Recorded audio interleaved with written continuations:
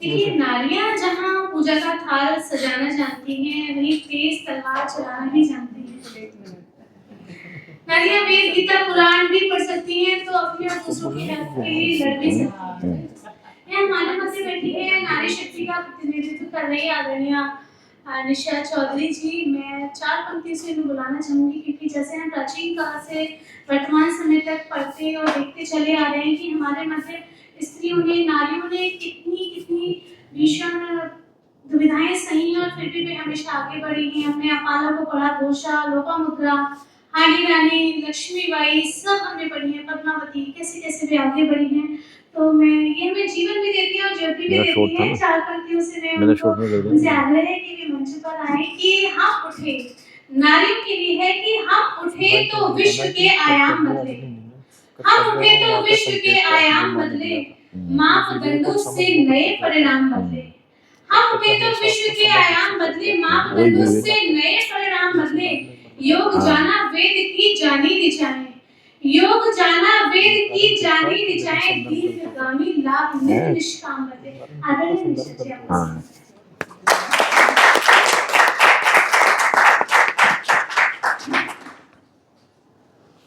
मंच पर आसीन परमादरणीय प्रधानाचार्य जी किसी काम में चले गए, जिनके कारण आज आप सभी स्टूडेंट्स यहाँ पर बहुत सारा ज्ञान, बहुत सारी सुविधाएं पा रहे होंगे।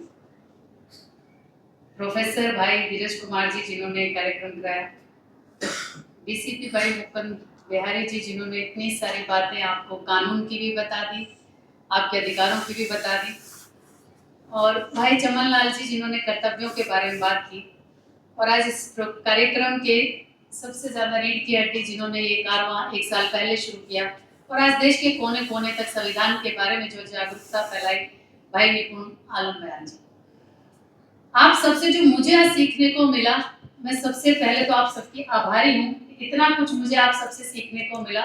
मैं चाहूँगी कि अधिक से अधिक ऐसे कार्यक्रमों में मैं सम्मिलित हूँ और अपना समय यहाँ पर दूँ। रही बात आप सभी विद्यार्थियों की, मेरे बच्चों के समान है आप सब।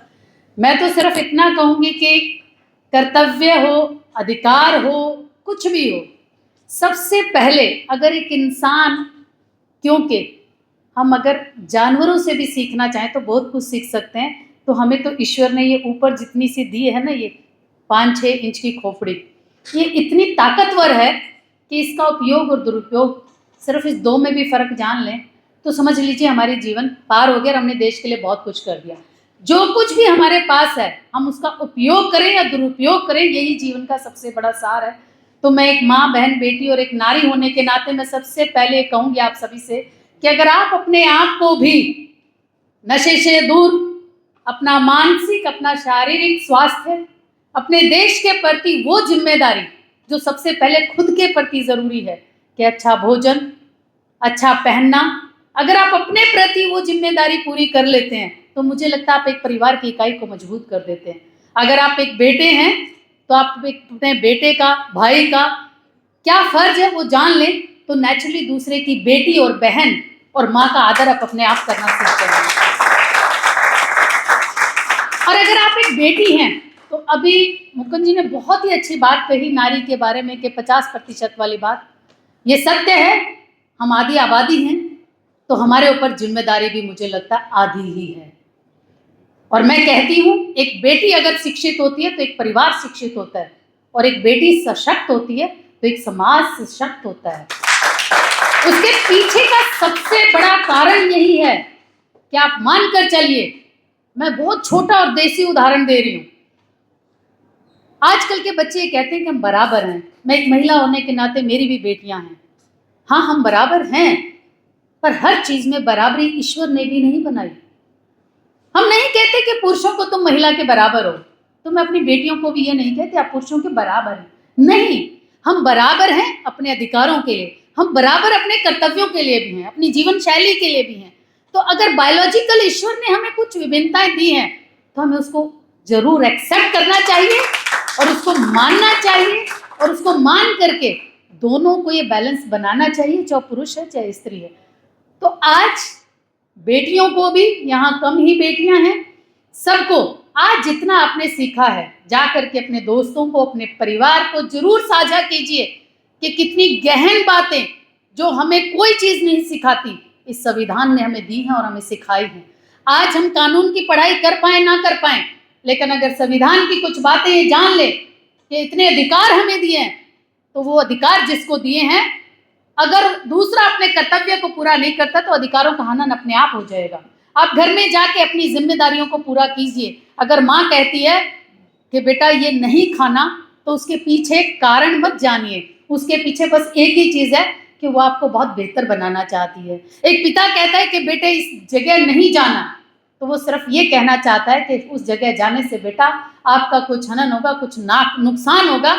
अगर आप ये भरोसा अपने माता पिता, अपने परिवार, अपने दोस्त, अपने समाज पे रखते हैं, तो जेन्युइनली मुझे लगता है कोई बाधा इस देश को दुनिया की सबसे बड़ी ताकत बनने से रोक नहीं सकती, क्योंकि आज आप जो देश का भविष्य हैं, आज आप इस देश के भविष्य के निर्माता हैं। हमने तो जो करना था लगभग कर दिया। आज देश के चाहे प्रधानमंत्री हो, चाहे राजनीतिज्ञ हो, कोई भी संसद देश का निर्माण नहीं करती। अगर देश का निर्माण कोई करता है तो एक प्रति व्यक्ति की इंसान की विचार है, चाहे वो महिला है चाहे वो पुरुष है। तो एक महिला के विचार अपने परिवार के प्रति कैसे हैं, पुरुष के विचार अपने परिवार और समाज के प्रति कैसे हैं, वो पहले खुद से जाने जाते हैं। आज मैं जा करके शाम को एक पैग लगा करके बैठ जाऊं तो आपको लगता है मैं देश निर्माण और परिवार निर्माण में सहयोग कर रही हूँ, बुरा नहीं मानिएगा। मेरा क्या कर्तव्य है ये सबसे पहले मुझे जानना चाहिए, क्योंकि उससे सबसे पहले मेरा नुकसान है, फिर मेरे बच्चों का नुकसान है, फिर मेरे समाज का नुकसान है। तो जिस दिन हमने अपने नुकसान से अपने फायदे की तरफ बदलना शुरू कर दिया और अपने साथ वाले को भी थोड़ा थोड़ा उसके लिए उकसाना शुरू कर दिया कि नहीं ये गलत है और ये सही है, ये शरीर के लिए हानिकारक है, मन के लिए हानिकारक है, दिमाग के लिए हानिकारक है। किताबें तो बहुत छपी हैं, इस विद्यालय में आकर के अगर आपने क्लास अटेंड नहीं करी, नहीं पढ़ी, तो तरसते हैं लोग ऐसे कॉलेज में एडमिशन के लिए।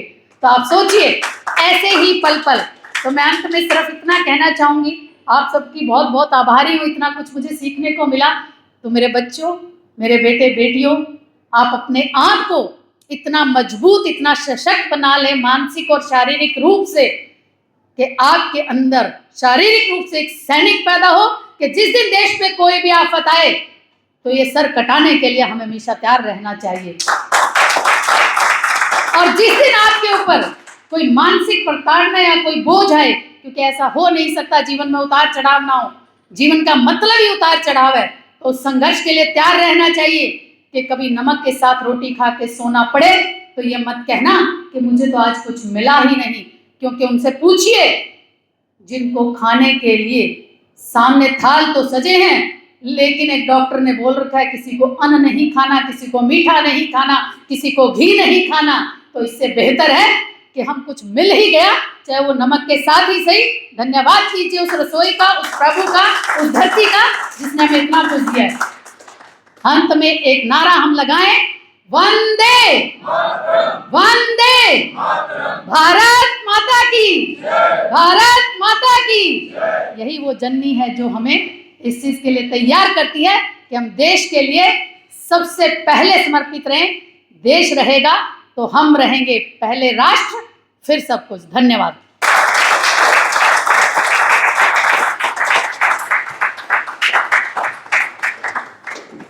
एक बार पुनः तालियां हो जाएं आपकी, इतना प्रभावशाली वक्तव्य,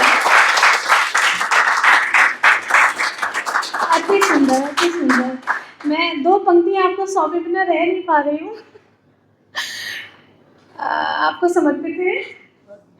तुम अमिट अटल अध्यासी हो, तुम अमिट अटल अध्यासी हो, ब्रह्मांड प्रचलित राशि हो, आशीषों की गंगोत्री हो, तुम ज्योति अनंत विनाशी हो, तुम ज्योति अनंत विनाशी हो, तुम ज्योति अनंत विनाशी हो।